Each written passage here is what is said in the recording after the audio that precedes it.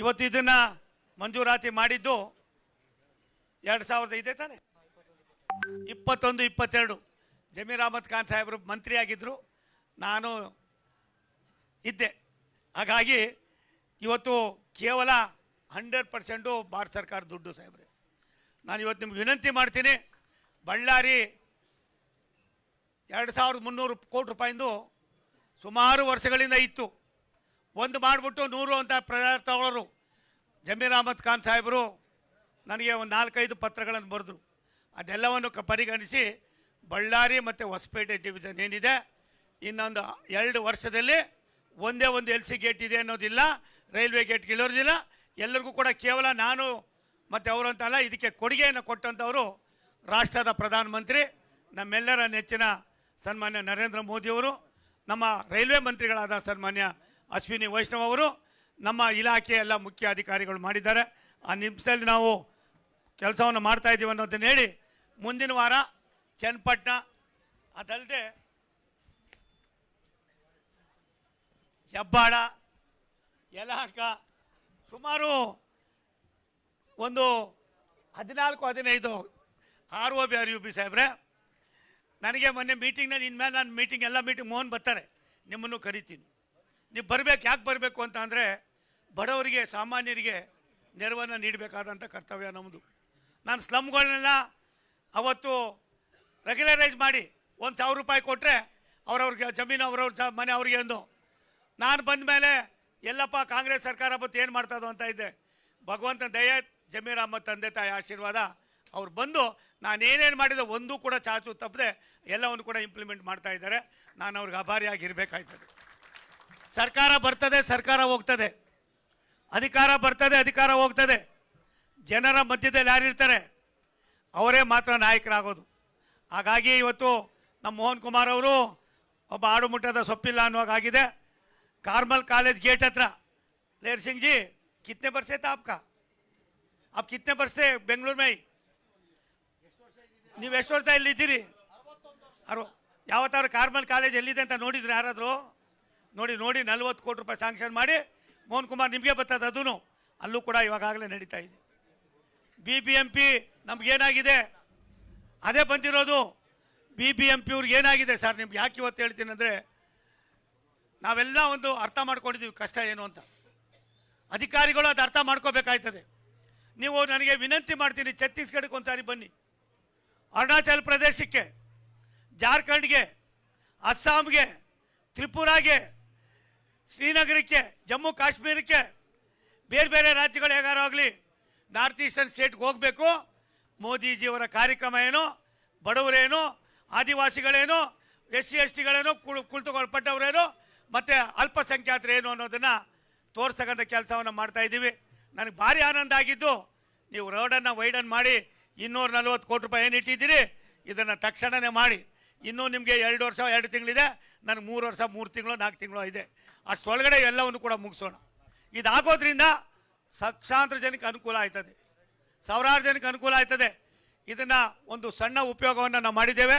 ನಾನು ಬರೋದಕ್ಕೆ ಮುಂಚಿತವಾಗಿ 4 ಟ್ರೈನ್ಗಳನ್ನು ಭಾರತ ಸರ್ಕಾರ ಪ್ರಾಯಶಃ ನಾಯಂಡಹಳ್ಳಿಯಲ್ಲಿ ಸಾಹೇಬ್ರೆ, ಏನು ಕ್ರಾಂತಿವೀರ ಸಂಗೊಳ್ಳಿ ರಾಯಣ್ಣ ನಮ್ಮ ರೈಲ್ವೆ ಸ್ಟೇಷನ್ ಇದೆ, ನಿಲ್ಲಿಸೋದಕ್ಕೆ ಜಾಗ ಇಲ್ಲ. 12-13 ಟ್ರ್ಯಾಕ್ ಇದೆ, ನಮ್ಮ ಮಾಡೋಕ್ಕಾಗ್ತಾ ಇಲ್ಲ. ಅದಕ್ಕೋಸ್ಕರವಾಗಿ ಅಲ್ಲಿ ಇವಾಗ 4 ಟ್ರೈನ್ಗಳನ್ನು ಏಕಕಾಲದಲ್ಲಿ ಓಡಿಸ್ತಕ್ಕಂಥ ಕೆಲಸ ಮಾಡಿದ್ದೀವಿ. ಬೆಂಗಳೂರು ಮೈಸೂರು 4 ಪಥದ ಆಗ್ತದೆ.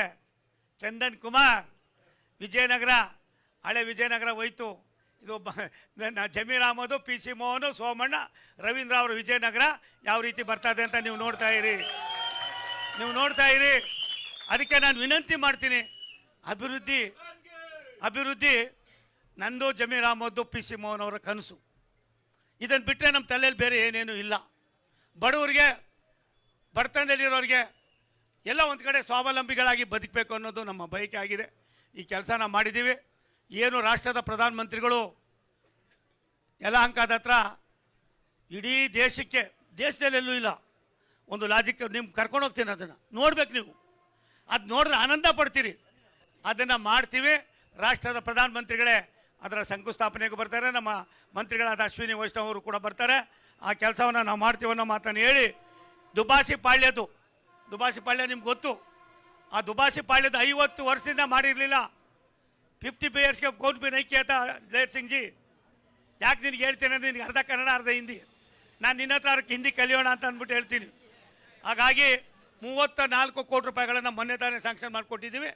ಅದನ್ನು ಕೂಡ ಕೆಲಸ ಮಾಡ್ತೀವಿ. ಬೆಂಗಳೂರಿನ ಸುತ್ತಮುತ್ತ 100 ಕಿಲೋಮೀಟ್ರ್ ದೂರದಲ್ಲಿರ್ತಕ್ಕಂಥ 30-40 ವರ್ಷದಿಂದ ಇದ್ದಂಥ ಕಾರ್ಪೊರೇಷನ್ ಅಧಿಕಾರಿಗಳು ಎಲ್ಲ ಒಂದು ಕಡೆ ಜಡತ್ವ ಬಂದು ನಿಂತಿದ್ರು. ಎಲ್ಲರಿಗೂ ಕೂಡ ಬಿಸಿ ಮುಟ್ಟೋ ಕೆಲಸ ಆಗಿದೆ. ನನ್ನ ಇಲಾಖೆ ರೈಲ್ವೆ ಇಲಾಖೆ ತುಂಬ ಚೆನ್ನಾಗಿ ಕೆಲಸ ಮಾಡ್ತಾ ಇದೆ. ನಿಮ್ಮನ್ನೆಲ್ಲ ಕರಿತೀವಿ. ಒಂದು ಕಾಲದಲ್ಲಿ ರೈಲ್ವೆ ಇಲಾಖೆ ಅಂದರೆ ಅನ್ಟಚಬಲ್ ಅನ್ನೋರು. ರೈಲ್ವೆ ಇಲಾಖೆ ಅಂದರೆ ಮೋದಿಜಿಯವ್ರು ಬಂದ ಮೇಲೆ ಎಲ್ಲ ಇಲಾಖೆಯಲ್ಲೂ ಕೂಡ ಸಾರ್ವಜನಿಕರ ಇದಾಗಬೇಕು ಅನ್ನೋ ಮಾತನ್ನು ಹೇಳಿ ಜನರ ಜೊತೆಯಲ್ಲಿ ಕೆಲಸ ಮಾಡಿ ಅನ್ನುವ ಸೂಚನೆ ಇದೆ. ಆ ಸೂಚನೆಯಲ್ಲಿ ನಾವು ಕೆಲಸ ಮಾಡ್ತೀವಿ ಅಂತ ಹೇಳಿ ನಾವೆಲ್ಲರೂ ಸೇರಿ ಇವತ್ತು ತುಂಬ ಸಂತೋಷದ ಉದ್ಘಾಟನೆ ಮಾಡಿದ್ದೇನೆ.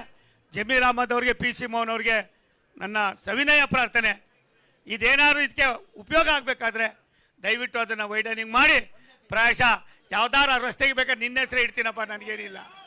ಯಾಕೆ ನನಗೆ ಅದು ಆಗಬೇಕಾಗಿದೆ. ಆ ಕೆಲಸ ಮಾಡೋಣ ಅಂತ ಹೇಳಿ ಈ ಜನಸ್ತೋಮ, ಈ ಪ್ರೀತಿ, ವಿಶ್ವಾಸ, ಆತ್ಮೀಯತೆ ಇದನ್ನು ನೋಡಿದ್ರೆ ನನಗನ್ನಿಸ್ತದೆ ಪ್ರಪಂಚದಲ್ಲಿ ದೇವ್ರು ಇದ್ದಾನೆ. ಆ ದೇವರೆಲ್ಲ ಒಂದು ಕಡೆ ನಮ್ಮನ್ನೆಲ್ಲ ಕಾಪಾಡ್ತಾನೆ ಅಂತ ಹೇಳಿ ವಿಜಯನಗರ, ಗೋವಿಂದರಾಜ ನಗರ ಅನ್ನೋದಕ್ಕಿಂತ ಹೆಚ್ಚಾಗಿ ಅದಕ್ಕೆ ಅವೆಲ್ಲ ಮಾಡ್ತೀವಿ ಬಿಡಪ್ಪ. ಅದಿರಲಿ, ಒಂದು ಸತ್ಯ, ಯಾರಾದರೂ ಇದಕ್ಕೆ ಹೆಸರಿಡಬೇಕು ಪಾದರಾಯಪುರಕ್ಕೆ ಅಂದರೆ ಪ್ರಾಯಶಃ ಜಮೀರ್ ಅಹಮದ್ ಅವರು ತೀರ್ಮಾನ ಮಾಡಿರ್ತಕ್ಕಂಥದ್ದು ಕಠಿಣವಾದ ತೀರ್ಮಾನ. ಈ ತೀರ್ಮಾನ ಅದನ್ನು ಮಾಡಿ ಕಾರ್ಯರೂಪಕ್ಕೆ ತರ್ತಕ್ಕಂಥ ಶಕ್ತಿ ಭಗವಂತ ಅಲ್ಲ, ಅವ್ರು ಕೊಡಲಿ. ನಾಳೆಯಿಂದನೋ ನಾಳಿದ್ರಿಂದನೋ ಇದು ರಂಜಾನು ಪ್ರಾರಂಭ ಆಗ್ತಾ ಇದೆ. ಒಂದು ಮಾತನ್ನು ಹೇಳಿದ್ರು, ಅಣ್ಣ ರಂಜಾನ್ ಪ್ರಾರಂಭ ಆಯ್ತದೆ ಏನು ಮಾಡಲಿ ಅನ್ನೋ. ಅದು ಯಾವತ್ತು ಆಗ್ತದೆ 18-19 ಹೇಳಿದ್ರು ಅಂತ ಅಂದರು. ನಾನು ಹೇಳಿದೆ ಅದಕ್ಕೆ ಮುಂಚೆ ಆಯ್ತಣ್ಣ ಮಾಡೋಣ ಅಂತ ಹೇಳಿ ಅವರು ಕೂಡ ಬಂದಿದ್ದಾರೆ. ಒಳ್ಳೆ ಸಭೆ ಇದು. ಭಗವಂತ ಒಳ್ಳೇದು ಮಾಡಲಿ. ದೇಶಕ್ಕೆ ಮೋದಿಯ ನಾಯಕತ್ವ, ದೇಶದ ವ್ಯವಸ್ಥೆಗೆ ಪ್ರಾಯಶಃ ಪೂರಕವಾಗಿದೆ ಅನ್ನೋದನ್ನು ನಾನು ಹೇಳಬೇಕಾಗಿಲ್ಲ. ಜಮೀರ್ ಅಹಮದ್ ಅವರು ಎಂಥ ದೊಡ್ಡ ತಂದೆಯಲ್ಲಿ ಹೇಳಿದ್ರು, PC ಮೋಹನ್ ಏನು ನಾನೇನು, ದೇಶ ಇದ್ದರೆ ಮಾತ್ರ ಅನ್ನೋದನ್ನು ತೋರಿಸಿದ್ದಾರೆ PC ಮೋಹನ. ನನಗನ್ನಿಸ್ತದೆ ಭಾರಿ ಬುದ್ಧಿವಂತ ನೀನು, ನೀನು ನನಗಿನ್ನ ನೀನೇ ಬುದ್ಧಿವಂತ. ಹಾಗಾಗಿ ಎಷ್ಟು ಮಟ್ಟಿಗೆ ನೋಡಿ ಇದೇ ಆತ್ಮೀಯತೆ. ಈ ಆತ್ಮೀಯತೆಯಲ್ಲಿ ಕೆಲಸ ಮಾಡೋಣ. ರಾಜ್ಯದ ರಾಜಧಾನಿಯನ್ನು ಅಭಿವೃದ್ಧಿಪಡಿಸ್ತಕ್ಕಂಥದಕ್ಕೆ ಭಾರತ ಸರ್ಕಾರ ಸನ್ಮಾನ್ಯ ನರೇಂದ್ರ ಮೋದಿ ಅವರ ನಾಯಕತ್ವದಲ್ಲಿ, ಸನ್ಮಾನ್ಯ ಅಶ್ವಿನಿ ವೈಷ್ಣವ್ ಅವರ ಮಾರ್ಗದರ್ಶನದಲ್ಲಿ ಕೆಲಸ ಮಾಡ್ತೀವಿ ಅಂತ ಹೇಳಿ ಮತ್ತೊಮ್ಮೆ ನಿಮಗೆ ಹೊಂದಿಸಿ ನನ್ನ ಮಾತು ಮುಗಿಸ್ತೀನಿ. ಭಾರತ್ ಮಾತಾ ಕಿ, ಸನ್ಮಾನ್ಯ ನರೇಂದ್ರ ಮೋದಿ ಅವರಿಗೆ